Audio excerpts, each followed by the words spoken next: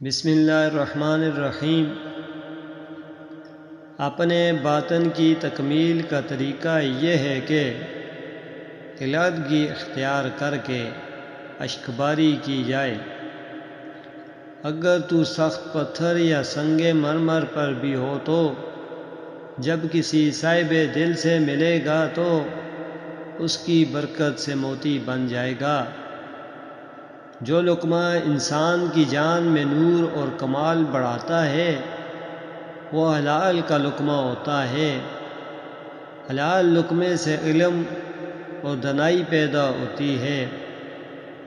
عشق سے دل کے نرمی پیدا ہوتی ہے۔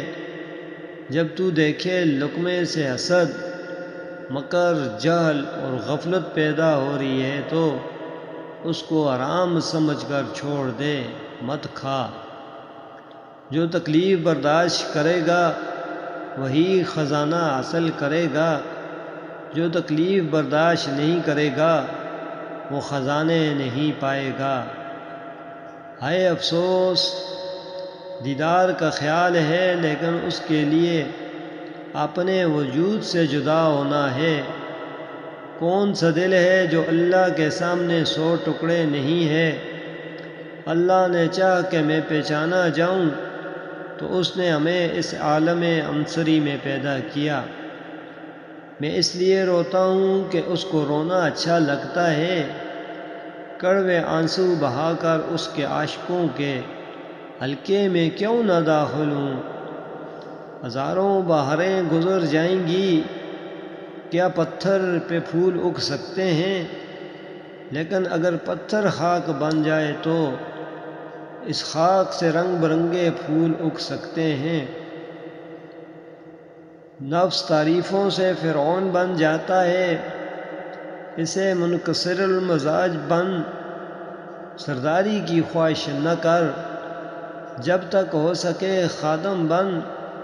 شیطان شر پھیلانے کے لیے آدمی کی طرف لپکتا ہے۔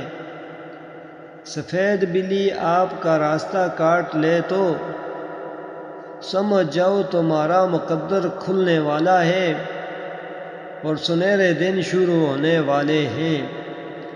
کامل مرشد کی صحبت کے لیے در بدر پھر، کوچہ بے کوچہ جا اور تلاش کر۔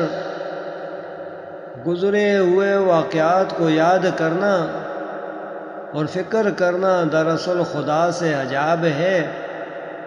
تو دونوں کو جلا دے، ماضی اور مستقبل کے واقعات پر نہیں، ان کے پیدا کرنے والے پہ نظر رکھ۔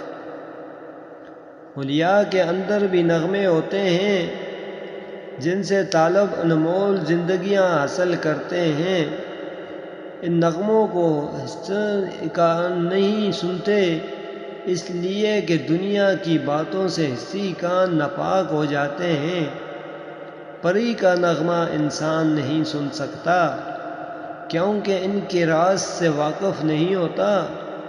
اس طرح دل کا نغمہ تمام نغموں سے بلند تر ہے۔